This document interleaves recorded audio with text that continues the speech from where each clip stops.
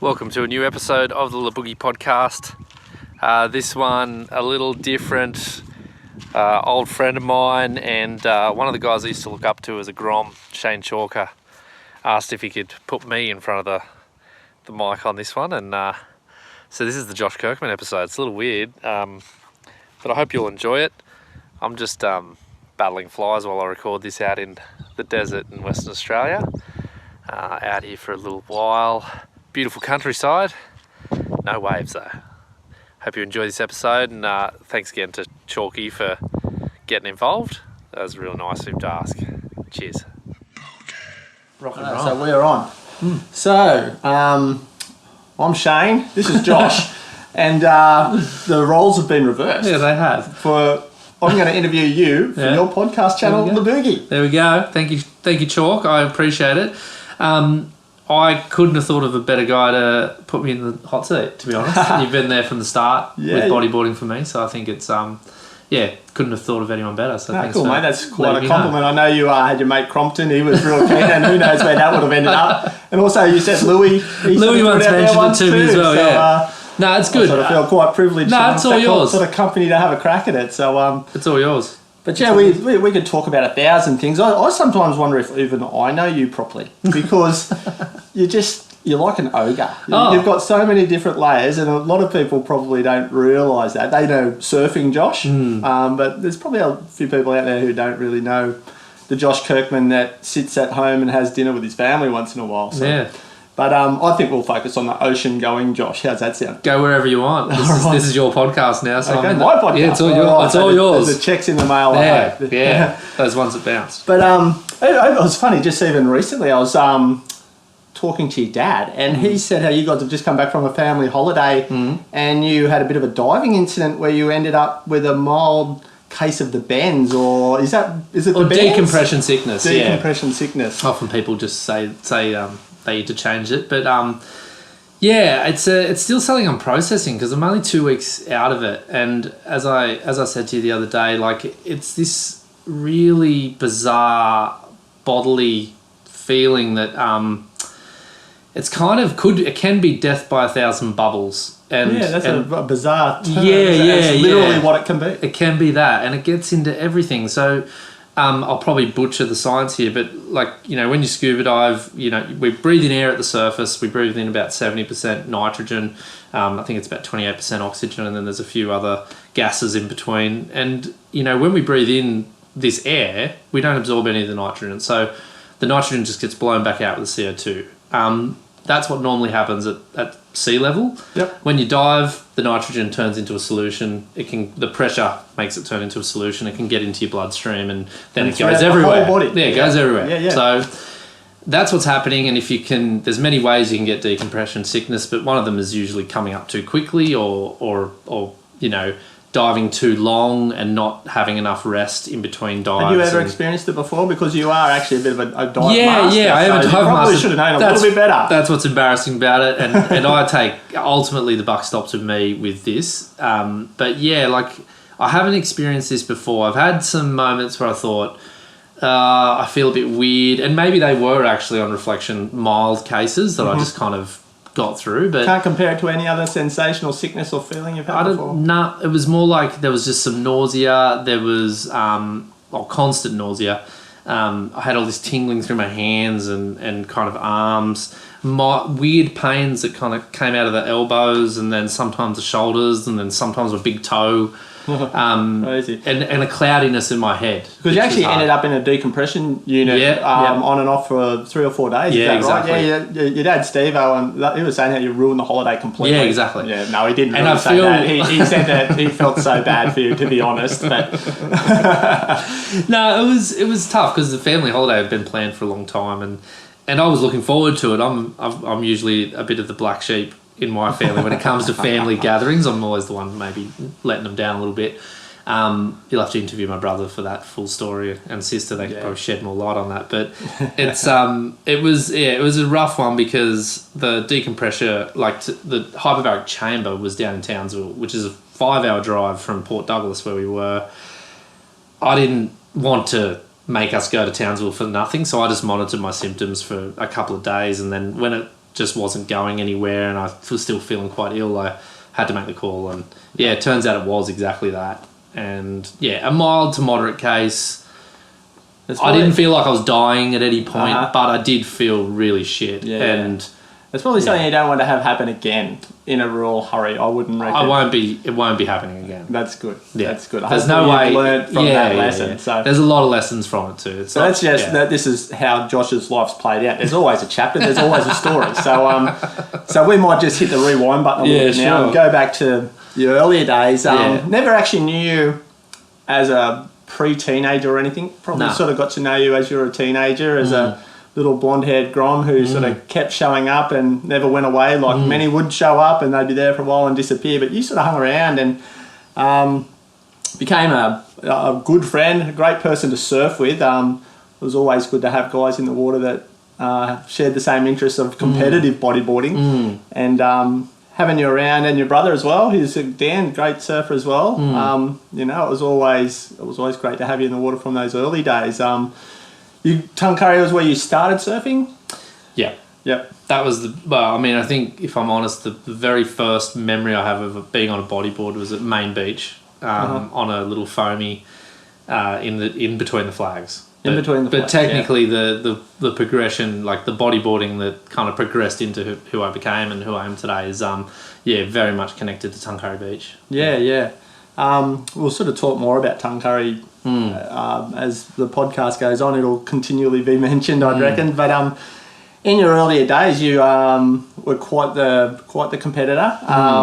That was probably you start competing at 15-ish. Would that be a guess? But not quite. Younger. I think a grommet champion. I was a grommet champion. I got there. I mean, I should say Brad Hughes will remain the grommet champion of all champions. I think. Like when I think my first national titles was in 97. 97, yeah, and he smoked us. You know, he was definitely Brad Hughes. Yeah. I mean, I won the state title in New South Wales that year, so I would have been competing for 2 years before that. So I think I was competing from 11. Wow. 10, 11 in the grommets. Yeah. So I had a few years of grommets to kind of work up to that point, but I think Hughesy was the real. I was good on the East Coast for winning comps and stuff, and you know guys like Dallas Singer and there's a few other blokes from back in those days. Pete Gazondi actually was one of the real guys I used to compete against. He's at Newey, and I was pretty aggressive. They can tell you more stories about me in the competition jersey, but Hughesy I reckon was the real grommet champion back then for sure. Yeah. Great style, and WA guys always just charged more than the East Coast That was a good guys. thing about the national titles, wasn't it? Sort of bringing, back then especially, because they were such big events, and to bring talent from literally all over the country, as it should be. Whereas these days the national titles aren't quite as prestigious as they were back then. I remember zone titles in the junior division having to surf 5 times to get to a final. Exactly. Whereas now the numbers are just dropped away. Actually, I don't know. It's a little avenue we can just break off too quickly. What do you Your podcast. Your answers is what we're interested in. So, it's just, I don't know. Maybe, I don't know if there's a brief answer to it, but where are the juniors? Where are the cadets? Where are the younger guys at the moment? I can only speak on a national level in Australia. I know there's a definite shortage. I don't know how it is on an international scale. Whether there's a similar vibe. From your experience, what do you see going on in Australia compared to the rest of the world? Yeah, I think I've got my own ideas about what it might be, and they may well be wrong, but for me, I often think about those glory years, which you were the pro rider from town at that point. I was the Grom. Neevesy was there too. You guys were kind of up there pursuing it, and it looked like a really viable career path. Like it really was. To be a pro bodyboarder was a real thing that had an opportunity to kind of grow with. And so I think that back then there was a lot more young people in it because they could see something that they could go to. Today, I don't think that pathway is as clear. And I also think that there was a pretty pivotal moment in my progression as a bodyboarder when it must have been around 98 or 99 when the World Tour really kind of became much more of a draw for the top Australian riders. So before then, I think 99 was one of the good years of the Aussie Tour. So it must have been into the 2000, the year 2000 actually it really was. So into the year 2000, the top riders really went up. Yep. So Ben, Player, Ryan Hardy, Toby, Lester, Kingy, all those guys started to go away. And those names you just mentioned, are they of similar age to you, or they're a little bit older? Yeah, I thought you were just under them age-wise. Yeah, no, it's actually, I think, yeah, like I'm probably a good 4 years younger than a lot of those guys. Yeah, I think most of those fellas are into the early 40s now, 41, 42. Yep. I think Toby was the eldest of them. Yeah. But yeah, so there was just a point where they all left, and I feel like at that point the Australian Tour started to crumble because the top names were no longer competing in Australia, they were competing overseas. Right. And I think one of the really important things when you are trying to improve yourself as a younger bodyboarder is to have opportunities to battle it out with your heroes. Yep. And when that goes away, there is a big like empty space there. And I feel like that. I mean, there were some guys that didn't go away, and I should give credit to them, like guys like John Cruikshank, who is one of the best competitors Australia's ever had. He was here and still kind of pushing it around, but all those real marquee guys that had all the big sponsors and they just left. And I feel like that is a factor, and that factor persists today because we've still got this idea that a world tour is what we need in bodyboarding, but I don't believe that for a second. I think what we need is really strong national tours that feed into something bigger. And I'm a big advocate for just one world championship. Yep. So there's no world tour, just have one big event and we all qualify from our areas. Yep. I think that would bring on some more of these juniors and give them something to fight for. And have like a junior world championship and the like. Maybe include all that kind of stuff, but also I still think it's just that ability to compete against your heroes and measure yourself against them regularly, which keeps you in it and keeps you motivated. And if you don't have a world tour and you've got strong national tours, you've got like you can earn money. You the cost of doing.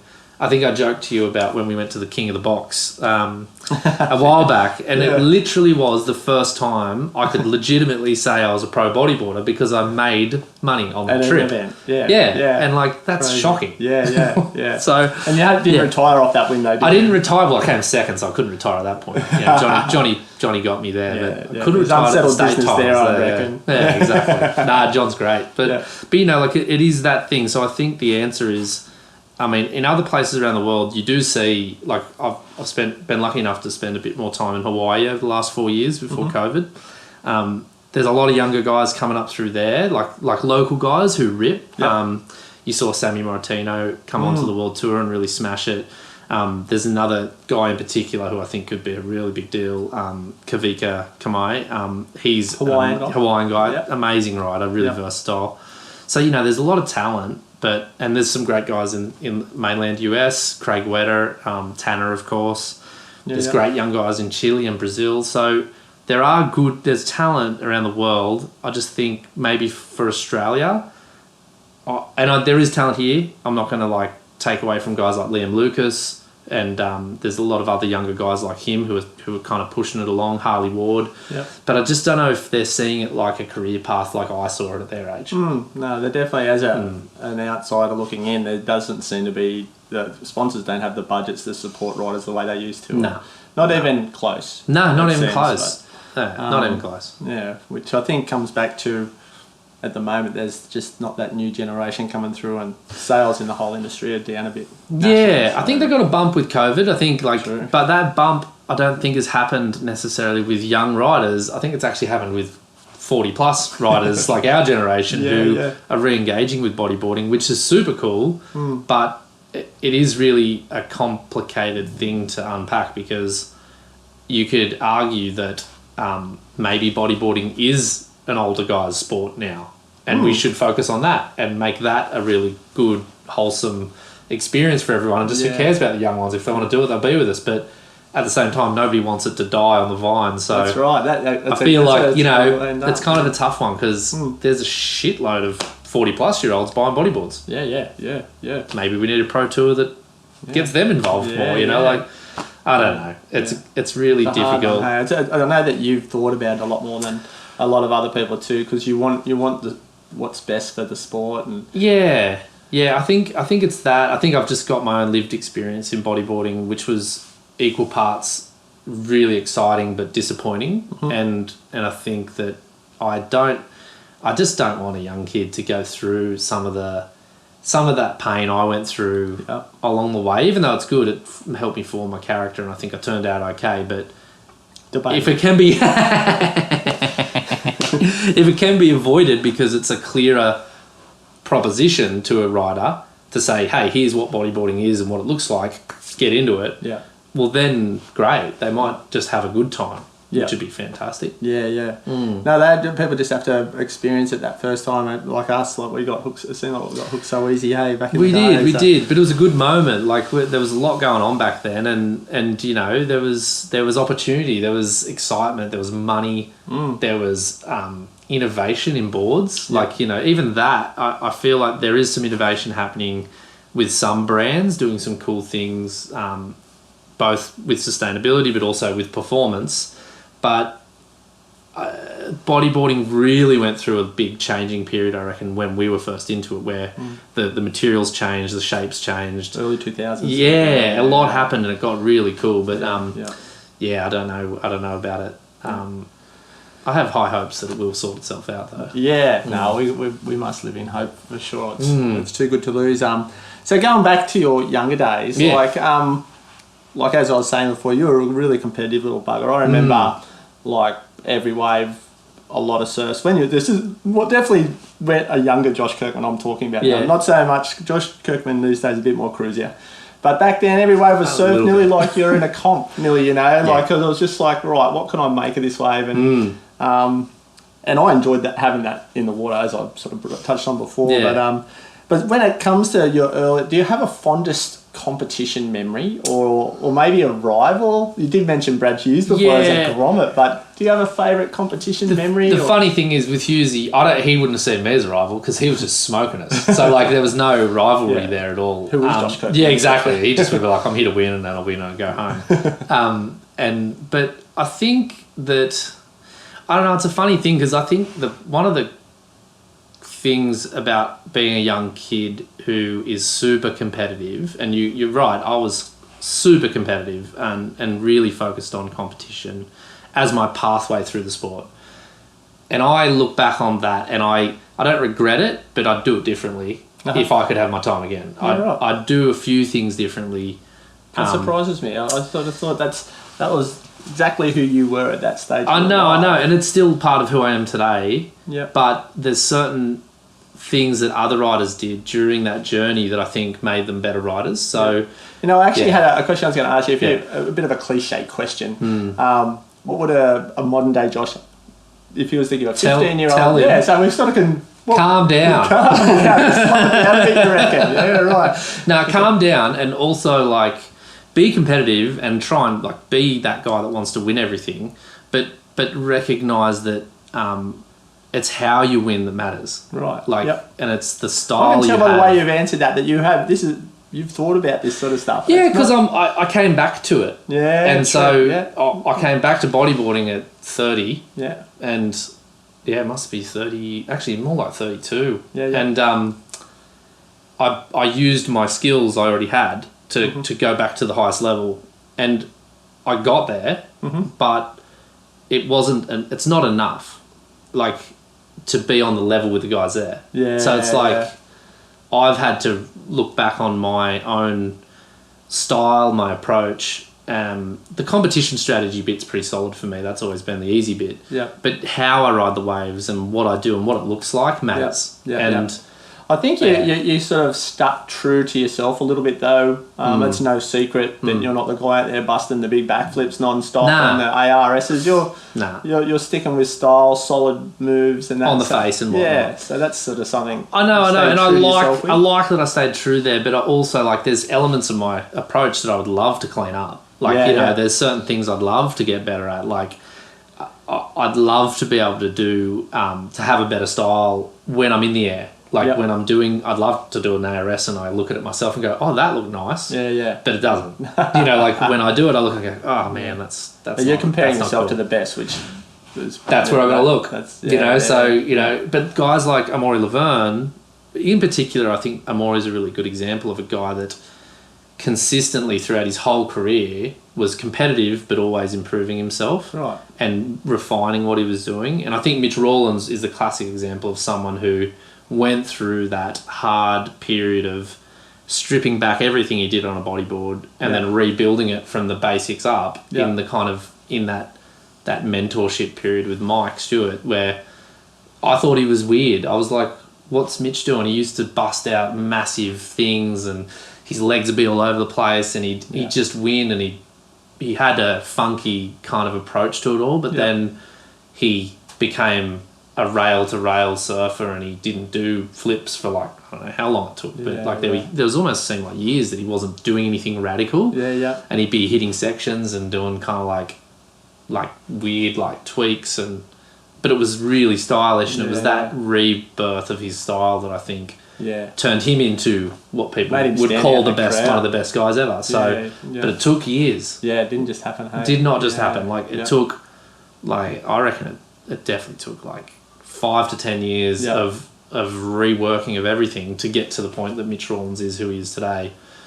And I look at that and I wasn't willing to even entertain that because I was like, I can't win if I do what he's doing. And I like winning.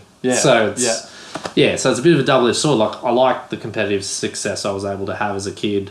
I like where it got to, even where I managed to get to the first time I was on the world tour, and got a good result at Shah Highland once. I managed to win a comp in New York, and that was really cool to get some of those results. I was going to ask about that international win. Like, that'd be a fond memory? Yeah, that was in New York. That is a Rockstar. Yeah, it was a Rockstar Pro. It was sick. It was good to win something at that level. I mean, it's and in terms of fond memories of that period, I reckon that is a fond one, just because we were all on the move. It was when John Scholl was there, Bray Pettiford, who's a guy I used to compete with as a Couple Grom. names I can't really even recall. I know. Like the Scholl brothers were sick out of Cronulla. They were ripping.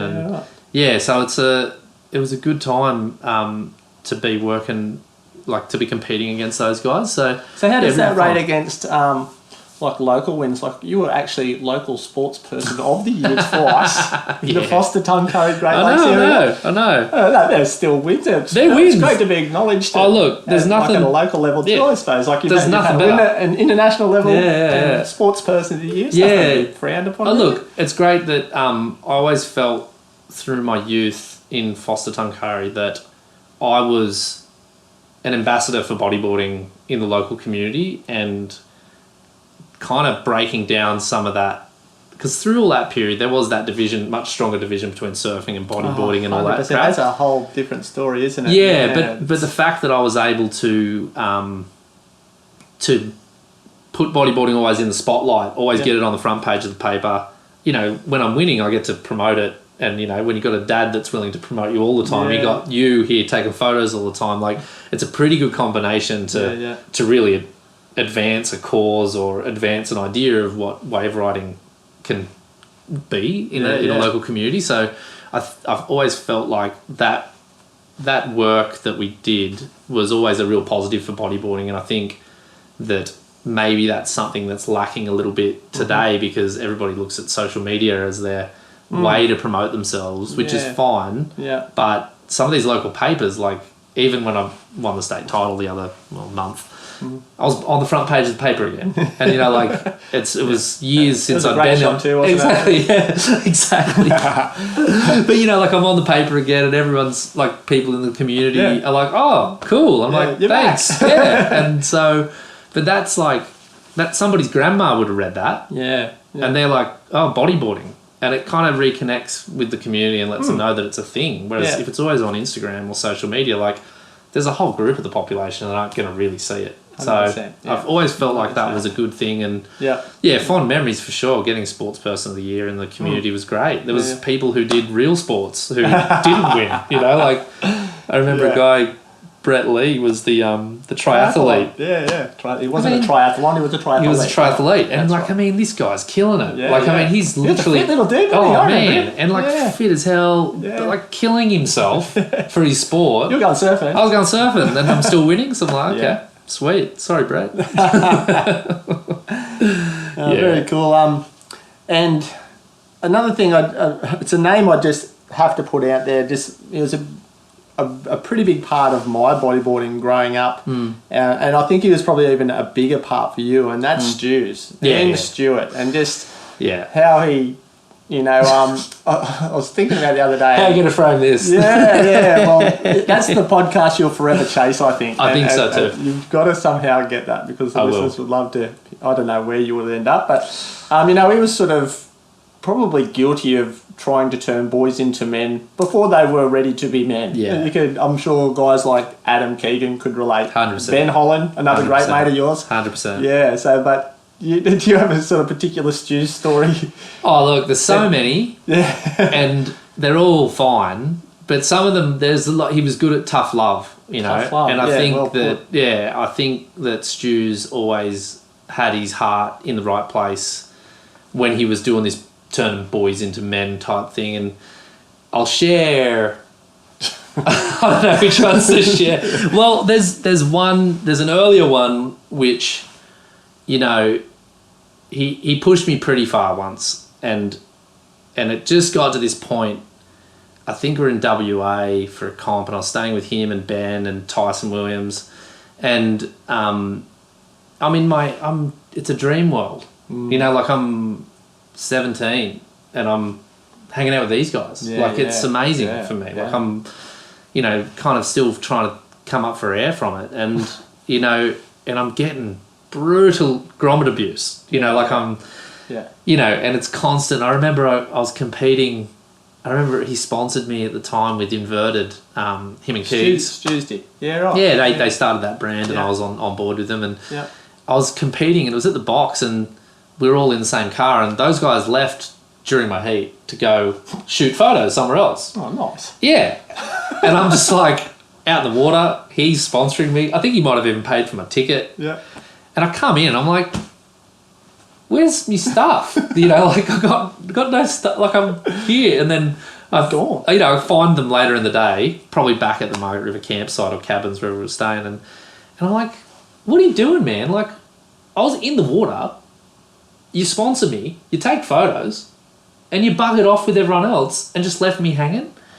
And I'd love to hear what his response. Oh no, it got pretty heated, and I wasn't backing down for once. Yeah. And I had to. I was just like, oh, I don't get it. Like and I snapped. And to his credit, I went off and I stayed somewhere else for a while, and then I left. Yeah, right. And he came back later, and he was like, he didn't really apologise, but he did show remorse, and and Stu's showing remorse is a sincere thing. So there was that, but like the best thing that ever happened with him, and I'll never forget it because it was really profound at the time. But I was competing in Tahiti at the. I was hoping there was a Tahiti story. Yeah, there's always a Tahiti story with him because he was so addicted to the place, and it was great to be able to be in Tahiti with Stu's and with Ben in particular because they had such a deep relationship with the place, and I think a lot of the other guys that went there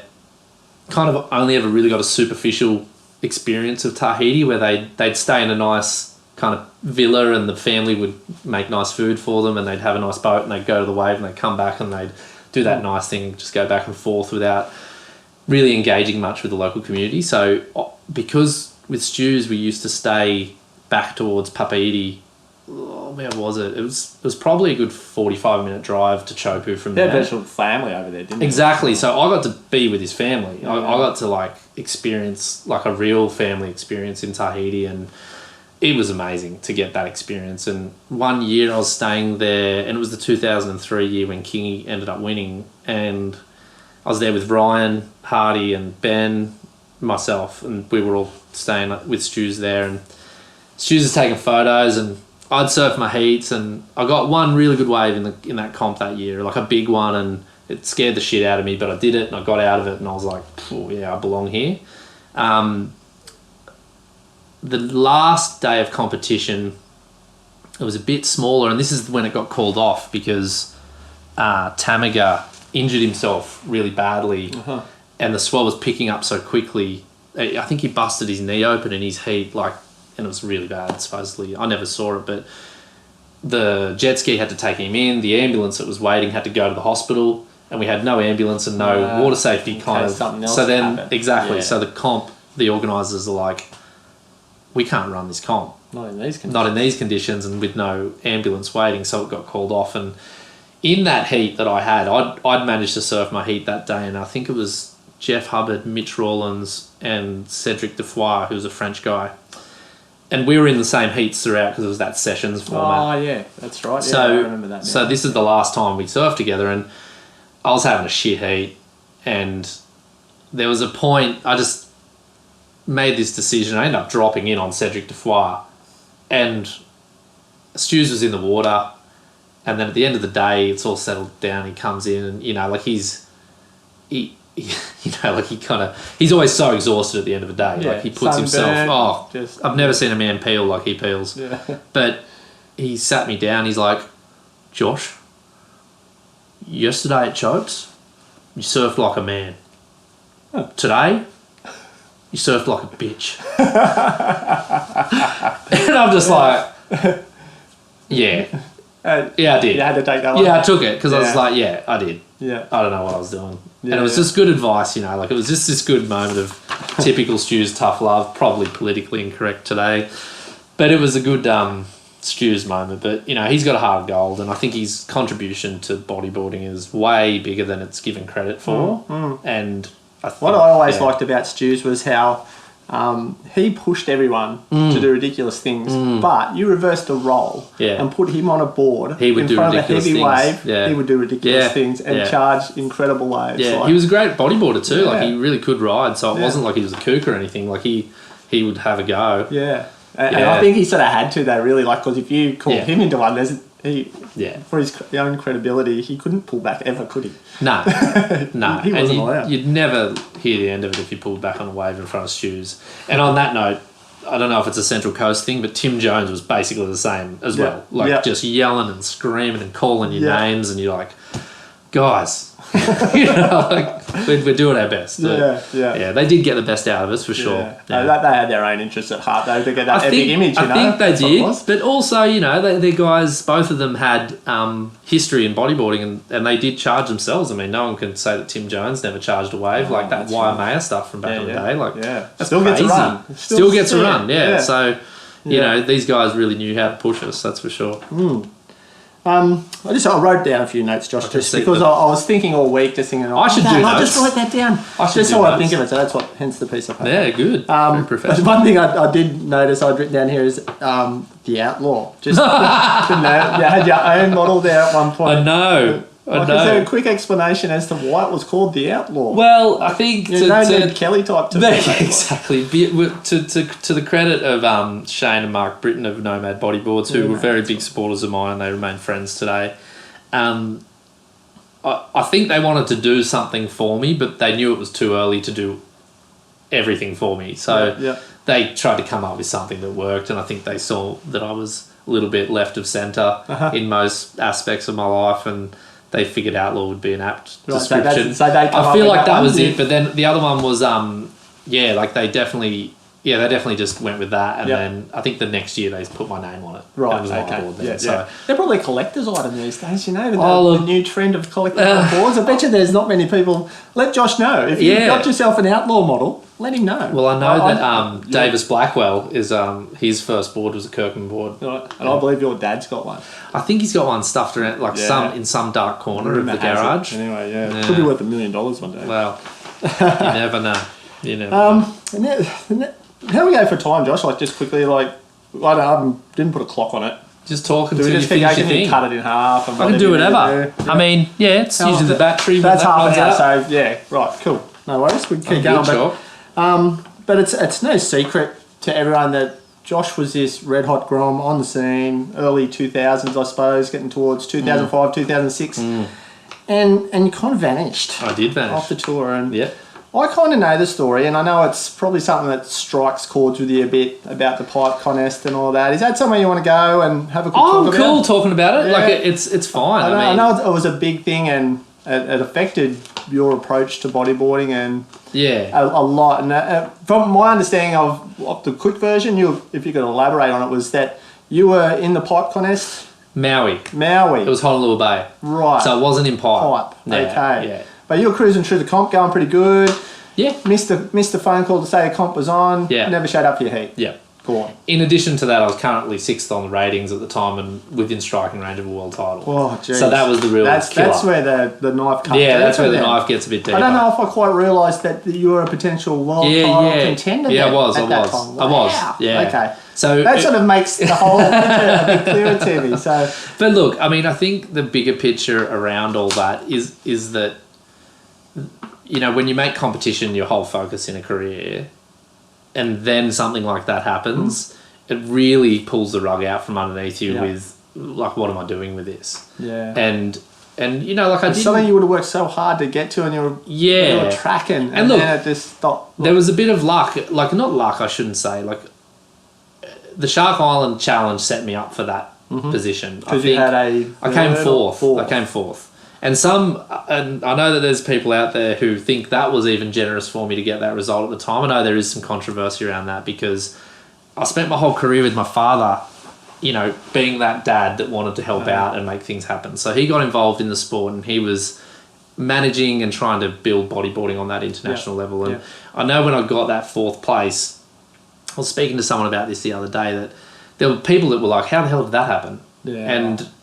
And I know how it happened. Yep.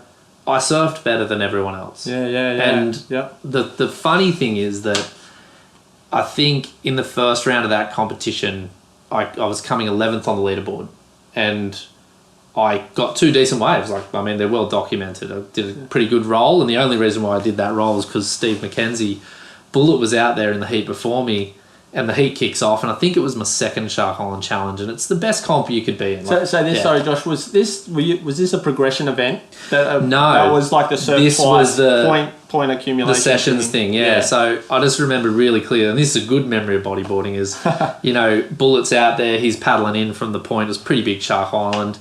It's the year that Winnie did he got this massive airdrop, kind of acid drop. It was sick. Yeah.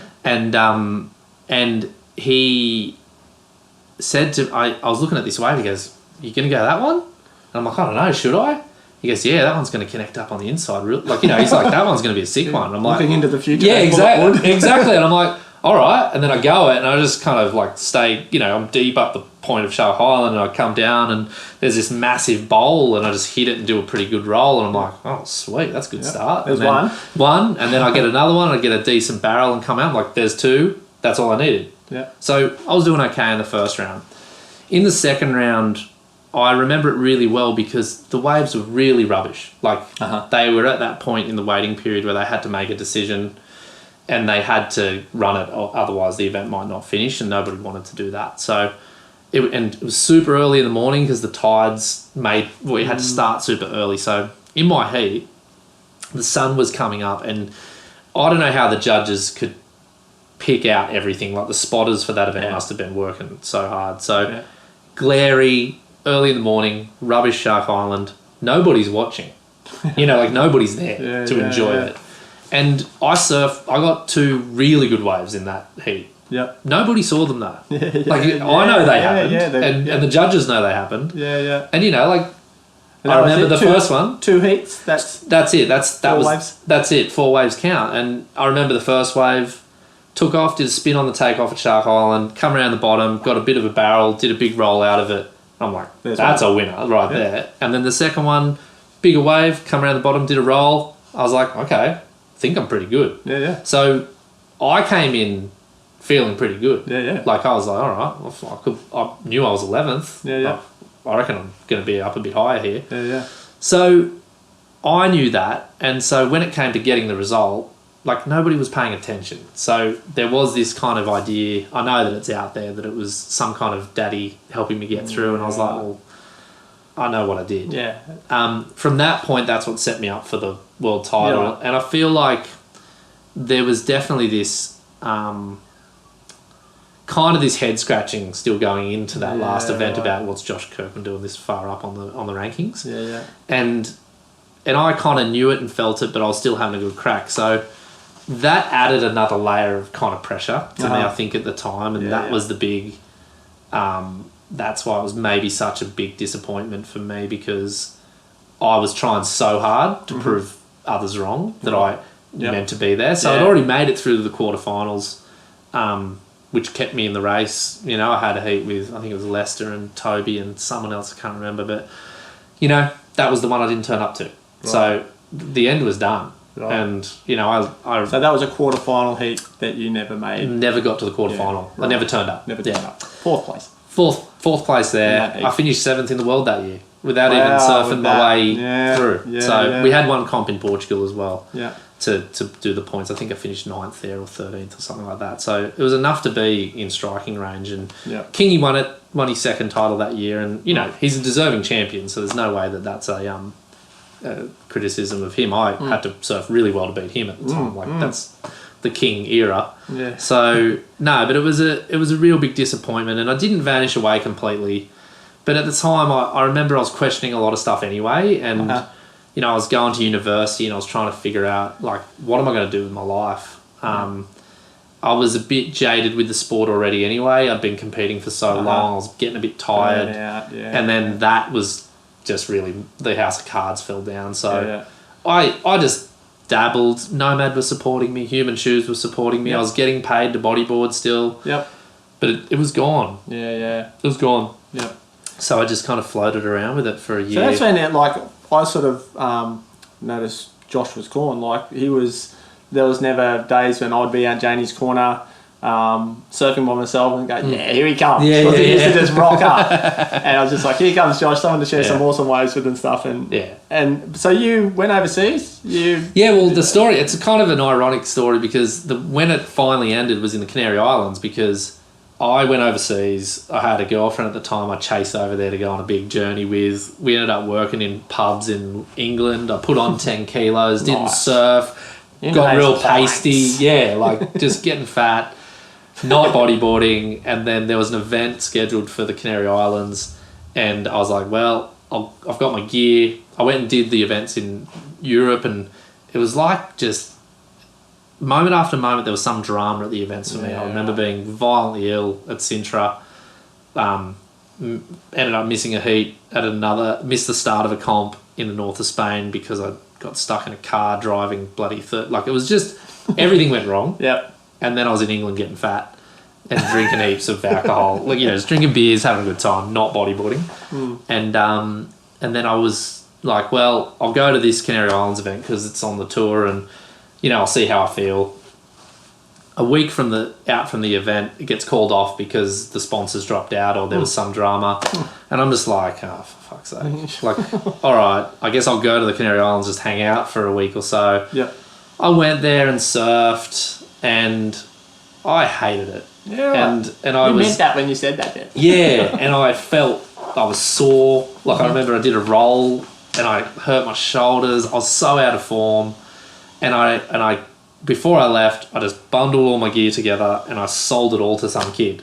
Everything. Wetsuit, flippers, board bag, boards. And I got back on the plane with nothing. And that was the end of bodyboarding for me.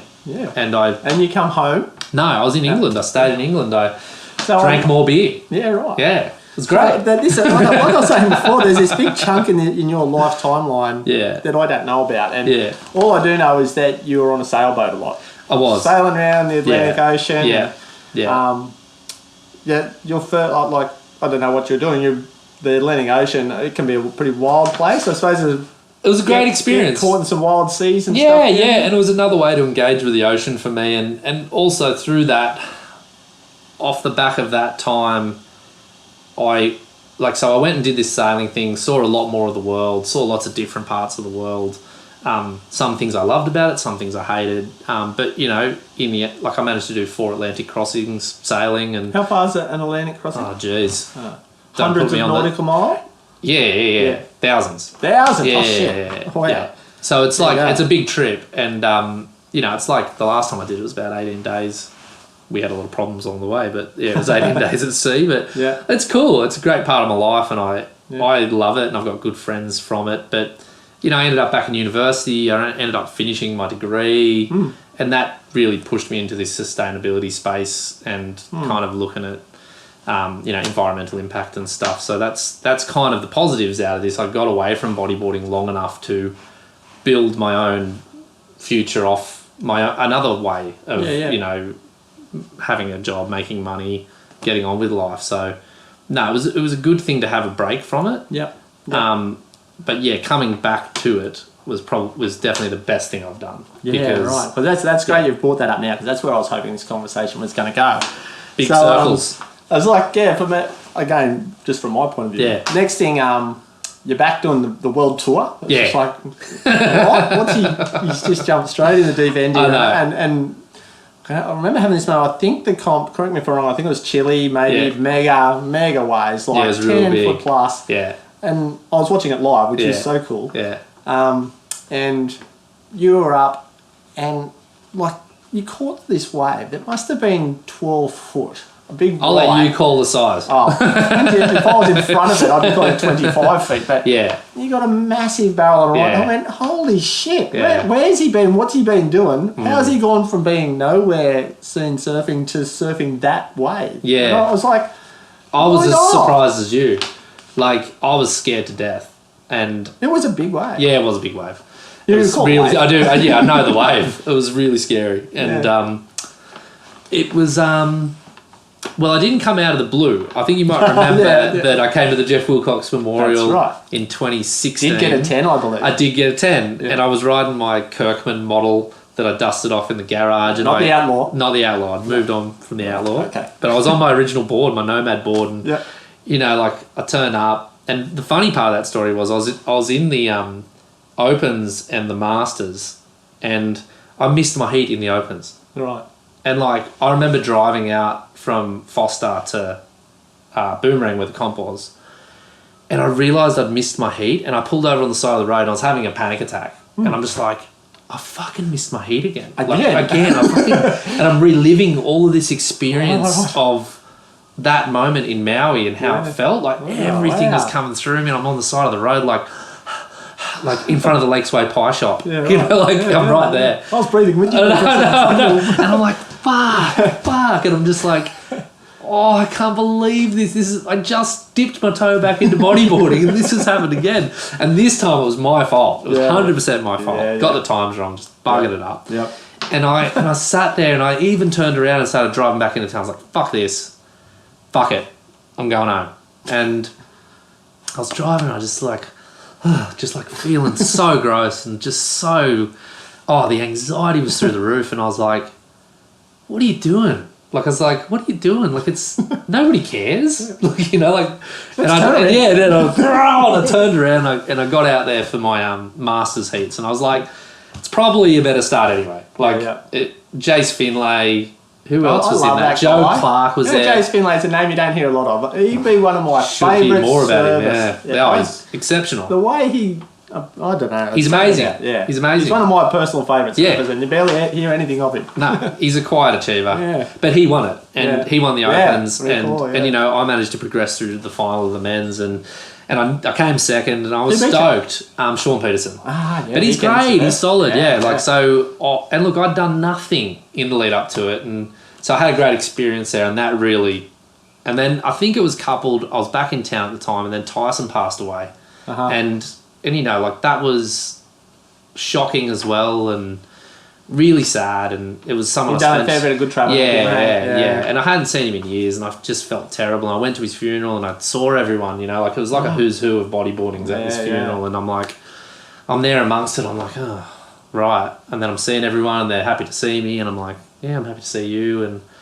And that reinforced, I don't know where it came from, but a good mate of mine, Dane Wern, he asked me, he's like, why did you have to go to the world tour? Like, why did you have to do that? Why couldn't you just go bodyboarding again? It's a fair question.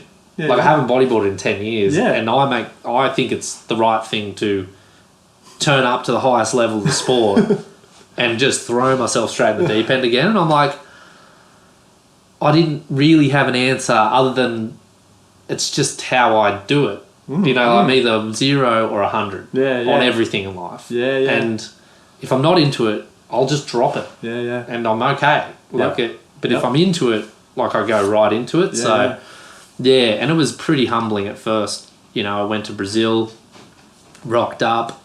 I'm this old guy from Australia. I remember bumping into Louis in the surf out there one morning, and he's like, you know, Louis is a pretty cool dude, and he's like, I could just tell, he's like, who the fuck's this old guy? Like, who's this Aussie guy? I don't even know who he is. And then he's, you know, start talking, and then he's like, oh, I remember you, but it's this real vague memory. I'm like, wow, I mean nothing anymore in this sport, which is right, which is fair. I didn't, I was out of it for so long, and so like it was really humbling. And I should say before that, I just rocked up to Hawaii too. Like I just rocked up to Pipeline before I went on the world tour because I thought I should go and see how I feel in that space. And I remember paddling out at Pipe and, you know, Hub's in the lineup, and we kind of haven't seen him in nearly 10 years. And he looks at me, and I could see he was having a double take, and I'm like, oh yeah, Hub, it's Josh Kirkman. He goes, yeah, I know. And I'm like, oh, good to see you, man. You know, so it was just this really good reintroduction to guys. Like I kept caught up with Mike there for the first time in years, Dave Hubbard. All these guys were so happy to see me, and they wanted to know what was up, and I got to feel like I was part of it all again. So that was beautiful. So the trip to Hawaii is like just solid. That was solid, and I got some sick waves, and I was like, oh, I can do this, and you know, I was feeling pretty good. But then Chile came along, and I got belted in the shoreys in the trials in Brazil, and just like had no chance. And I got to Chile, and then I saw the forecast, and I'm like, oh my God, it's going to be like 20 foot. And I'd been watching like old YouTube videos of the comps there to prepare for it. That's all I could do. No real big wave experience like that in years. And I just remember I got through the trials in that, and that was a big relief. Big waves for the trials? Yeah, it was pretty solid. I remember doing a pretty big invert that I didn't make, but I managed to get a decent enough score from it. I punched myself in the face when I landed and everything, and like I really put my body on the line to get through into the main event. And then I was in the main event, and I was like, whoa, sweet, I'm here. Like I made it. And then Stoked. Oh, hang on, it's going to be 15 feet. Exactly, and then it's getting bigger, and I'm like, fuck. And then the first heat was probably one of the best moments in my whole career, because there was the hooter sounds. Is this the heat I was recalling? No, that was actually the heat after. That was the next heat.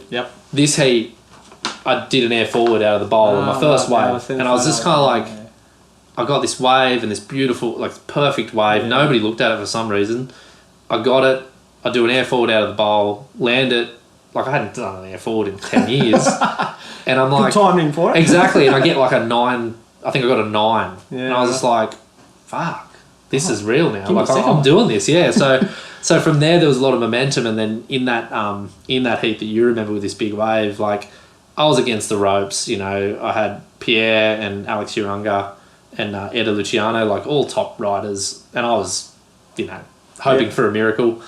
And, you know... I wouldn't really call it a miracle because I had to do all of it. Like the wave came, and I was just like, "Fuck, this is it." And then just got to the bottom of it, and just did you back up with the second wave? I did right at the end. Because you were going good, but you needed more. I needed to back it up. I think I jumped into first place. Pierre went to second. Alex went to third, and then Pierre got another wave just on the hooter and jumped back into first, and then I got another one, and Alex didn't get one, and.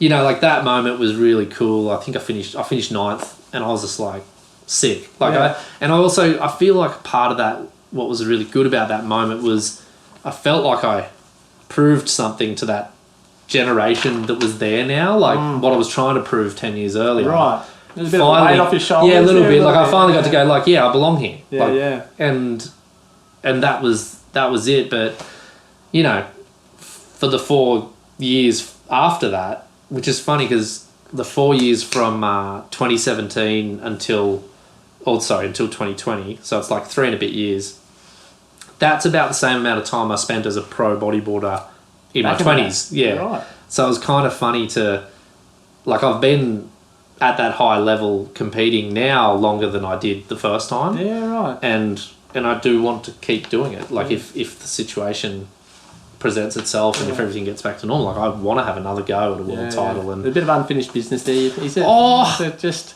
I don't know. I told myself, like as a spectator watching you, I can't tell if Josh Kirkman's there for fun to win, to relive his young competitive days. I'm just not sure. Having a midlife crisis. Why you're doing it? But you're there. Yeah, and you're having a crack, and you're making the flag, mate. It's something to be really proud of. Oh, I'm stoked, and I appreciate that. And I think the answer to the question is all of the above. Yeah, right. Like I am having a great time, and I am picking up something I lost, and I am trying to win. Yeah.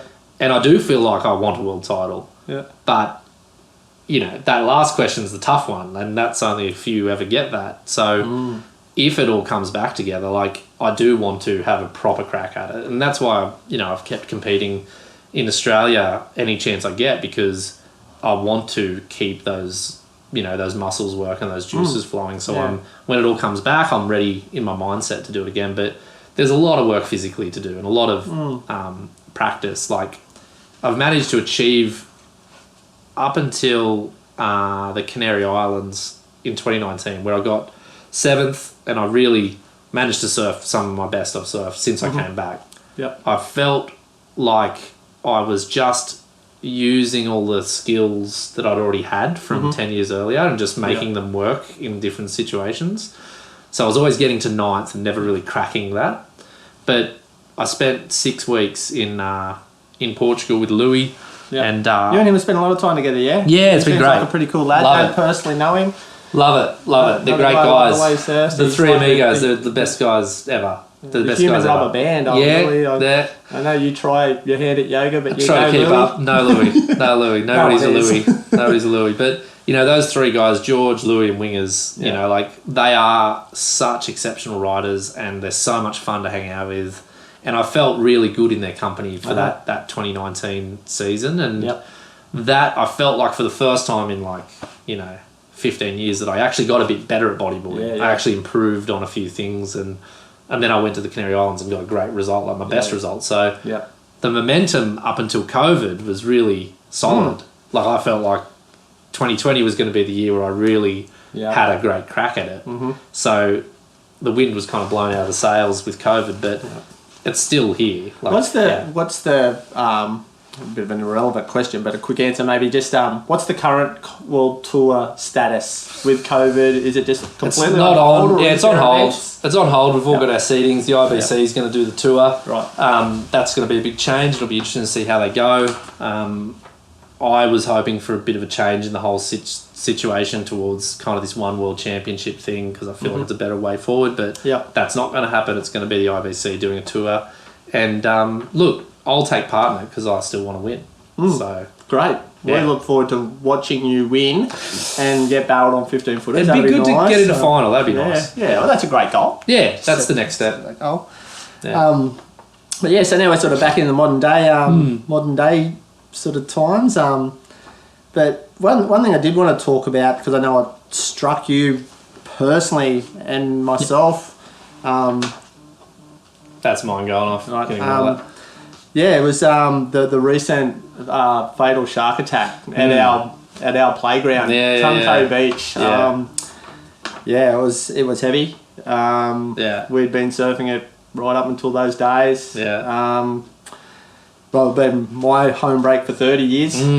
Yours for your entire life virtually. Yeah. So it was heavy, and you did something pretty amazing there. I'll let you. Well, I know you'd shrug it off a bit. I shrug it off, but I appreciate it. But I don't know, it was what so Josh done, shocking. just to tell the story is there was a lot of us locally having troubles with getting back in the water, and quick version of the story is that Josh organised a get together by all the local surfing community, and we all come together as one. And we had a smoking ceremony performed by a local Aboriginal elder, Steve. But that was your doing, so that was. I think it helped. Yeah, I think it did, and it's funny. A lot of people, I'm probably giving away my own self-interest a bit here, but I needed that ceremony. It helped me, Josh. Yeah, exactly. So, 100%. but it was a community, like it can be perceived.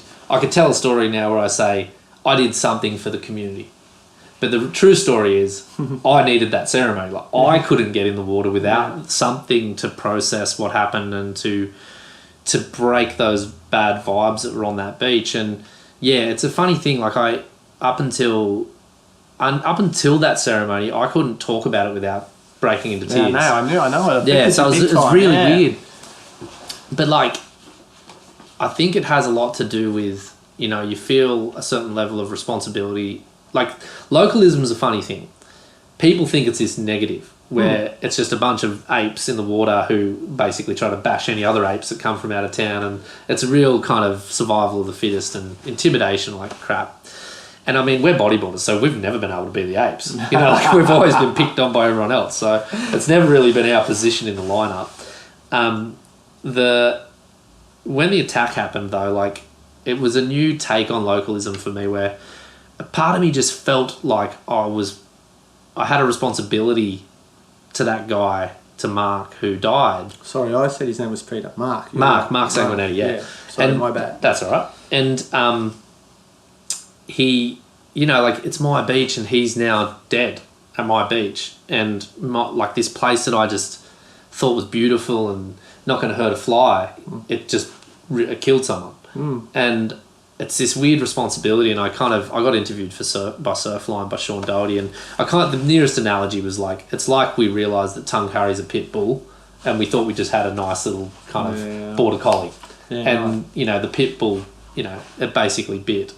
And we all knew it was possible as well. Like, we knew that sharks were there and we were all pretty chilled about it. We kind of have, you know, it was almost like a running joke, but, you know, someone died. So it all becomes there's nothing funny about it anymore. Like, it's a serious thing. I couldn't process the feeling of that beach anymore. Like, I felt disconnected from it. And I think in our kind of white culture, in our, you know, European colonial culture, that we're not very well connected to the land. And we don't have these rituals to engage with the land that Aboriginal people had for thousands of years. Yeah. So like, so there's a lot of knowledge and culture there. And for me, you know, I've always had a relationship of varying depths with Aboriginal culture. I'm definitely not going to say I know anything at all, to be honest, but there's been varying depths of interest and engagement through some of my work and stuff like that. And I kind of knew who to talk to, and my friendships too. But I knew who to talk to and to find out if it was possible to get this ceremony happening. And, you know, I just had to make a couple of calls and ask if it was possible and if it was like the right thing to do within that cultural worldview. And, you know, Steve was, you know, immediately on board, and he said, yeah, we need to do that. Like, and so he surfed he's a there. Surfer, yeah, he's a surfer too. So he was like, oh yeah, no, this 100% has to happen. I'm more than happy to be a part of it. And so yeah, then it all happened, and we did the ceremony, and we all took part, and it was a beautiful thing. I think, like to be able to pay respect to someone who passed away, but to also re-engage with the beach that we loved and forgive it for its sins. You know, like it was definitely a positive thing for me there. And you surfed it that afternoon, yeah? With you. Yep. And we got sick waves. And you know, it was great. And we all felt good. I feel like we all felt like there was that weight off us. And was that your first surf too? Yeah. First surf at Tungurah, and it felt great. It did, yeah. And it was done. It was right, sort of straight away, instantly. Yeah. So that was So it was remarkable to have that feeling, and I can't thank Steve enough for taking that on and delivering that to us, because it's a rare opportunity. Like it's, and you know, like, what else can we learn from Aboriginal people? Like that's the bigger question, you know, like this is a fraction of some culture that was shared, and so, you know, there's so much there, and we don't know, and we can only ever be privileged to know it. And, you know, as an Aussie, I hope that more of us can engage with Aboriginal people, and they feel like they can share their knowledge and culture with us as a nation, because it'll only make us a better nation, a better group of people. 100%. Well said.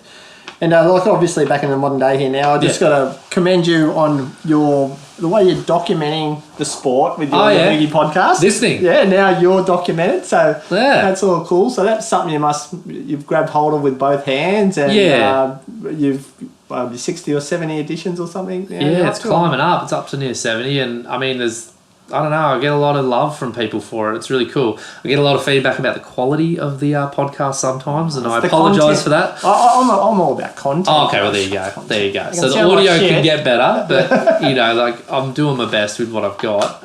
But I am working on trying to make it a better thing. But, no, it's been, I don't know, like, I've always wanted to find my place in bodyboarding from the time I started. So originally I wanted to compete and win titles, and I did a fair bit of that, and I, wanted to be a pro bodyboarder, and I did a little bit of that. But this time around, coming back into it, I wanted to be in bodyboarding again and compete because I felt like it.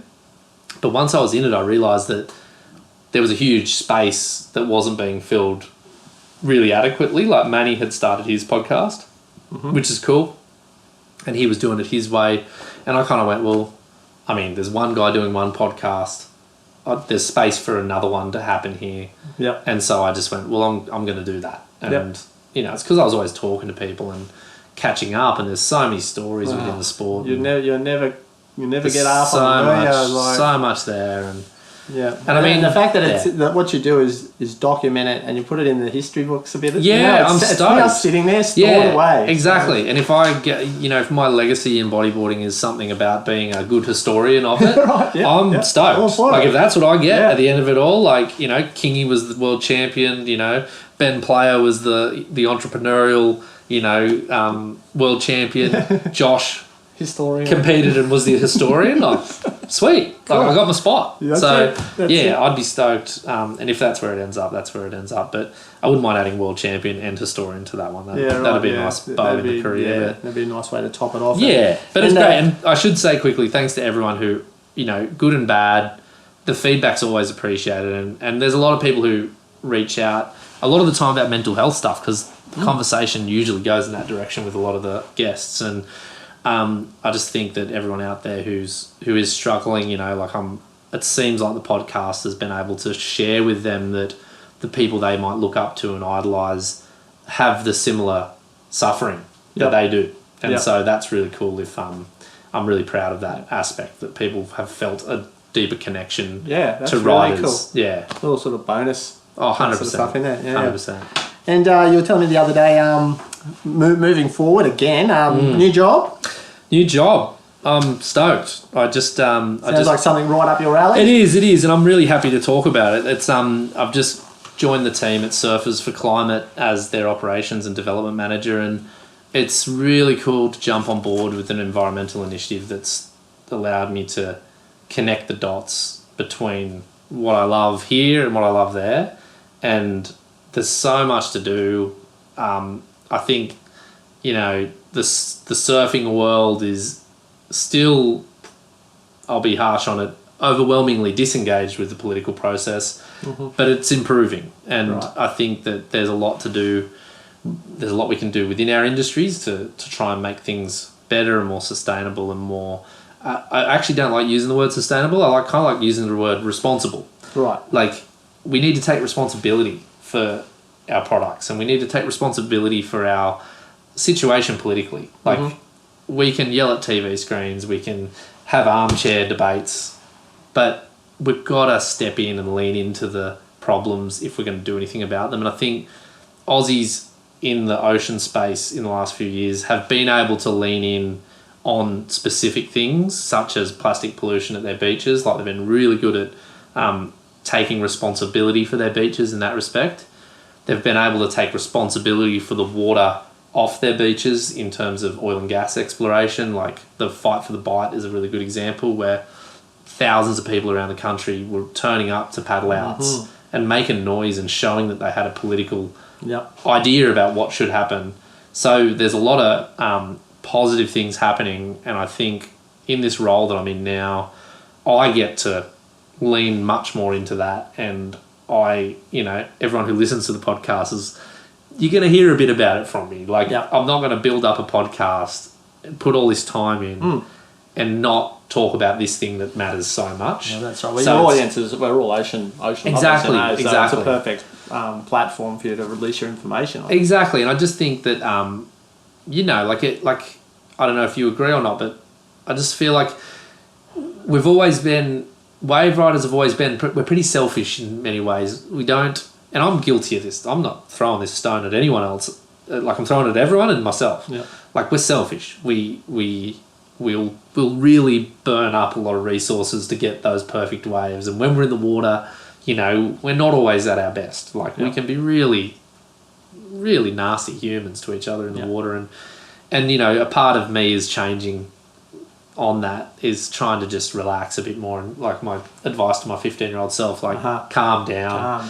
And just take responsibility for it, because it's the thing that we draw so much pleasure from. And if we don't stand up and take action about some of the things that are being proposed, there's mining wastewater being dumped in rivers which flow out into our oceans. Like, that's not just bad for surfers, it's bad for local economies that are going to suffer if fish stocks get affected by this kind of stuff. It's bad for small coastal hamlets like Foster Tuncurry and all the other ones that run up and down the coast of Australia who rely on tourism because people want to come and see whales and they want to come and see dolphins. And, if we don't stand up and take action, these things are all at risk. Like, it's not just our ability to catch waves and get a barrel. It's actually how we live and breathe and make our money and move on through our lives. Like, it's so connected to the water. Your life's been connected to it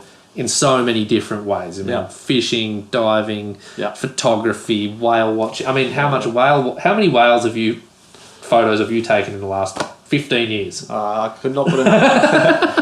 So, it's really important, and we've got to affect change. And my job now is to try and figure out what's the best way that surfers and all wave riders can affect change politically in this country and then broader, around the world. And that's a job that I will never stop loving. It's an absolute privilege to. So you've obviously got a few ideas up in your mind already, and sort of watch this space. I'm working on some stuff. It's been I've really, like I do in life, I dive in the deep end and I'm 0 or 100. I'm 100 right now on this, and it's really fun. I'm working on a federal election campaign now for next year to push politicians to take action on a few key policy outcomes, and they're to do with the water, they're to do with the ocean, and a lot of it's around the offshore gas and petroleum stuff, which we don't need any more of that. Like, we've got enough of that has happened, so we've got to stop it. It's just a full stop. We can't do any more of that, and it's not. I reckon we should vote one Josh Kirk. No. One day maybe, but it's cool that I'm in a position to, I've had some great discussions with so many amazing. I've already been talking to politicians. I've already been talking to other activists in the space and other surfers who share the same passion and who are able to put some of their resources into these issues. And there's a lot of good stuff happening, and I just think if it comes past your feed or if it comes in your letterbox or on the TV, just remember that some issues don't require an ideology to be good or bad. A polluted ocean is bad. There's no other way to look at it. There's no a Labor view or a Liberal view or a Greenie view. Pollution is bad. There's no other way to talk about it. So let's focus on the policies and not the politics. And I think that's how I want to try and approach it, because we're all different. Like, everyone around Australia, we've got our own unique upbringing, we've got our own unique experience of the world. Some of our parents voted this way, some of them voted another. We usually just carry on whatever they voted for until we think about it. And then we go, wait, what do I care about? So this is the journey that I've had, and I think that there's a lot of surfers out there who, I look forward to trying to bring them on a journey, help them see the issues that we've got to deal with, and try to encourage them to take part, and that's the job. Well, from one ocean lover to another, keep it up. I'm sure you're going to do amazing things on that platform, Hope Josh. so. And, I hope so. Yeah. I know you like to enjoy the ocean on any form of craft you can get your hands on. I do. It's body surfing, bodyboarding, mow riding, surfboarding, snorkeling, above the water, below the water. So let's keep it clean. Scuba diving a little less for a while. I'm going to take it easy there. Yeah, let's avoid the bends, mate. It's been great catching up with you, Josh, and hopefully this has given a lot of your other listeners a little bit of an insight as to the man behind the boogie, the outlaw, Josh Kirkman. So, mate, it's been great. I appreciate you letting me have this conversation with you. So I'm honoured, and to finish it off, like I think that there's a few reasons why I bodyboard, and you're one of them. As a kid, you look up to people who are ripping and doing their thing, and you were one of those guys locally that so many of us at the time were like, oh, Shane Chalker's doing this and that, and that helps, and it comes back to what I said, I think, at the start of the podcast, that if you've got local role models and you can look at them and see that there's something that you might be able to do, you stick with it. And so thank you. No worries. Yeah, it's been great knowing you. Cool.